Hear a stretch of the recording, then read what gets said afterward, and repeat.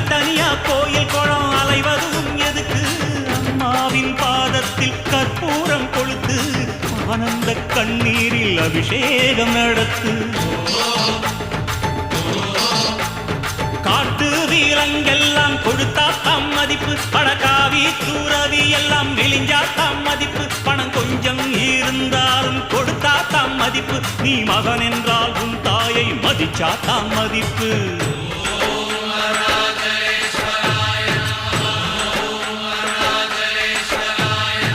தனக்கென வாழ்பவன் இருக்கையில் இறக்கிறான், பிறக்கென வாழ்ந்தவன் இறந்துமே இருக்கிறான்.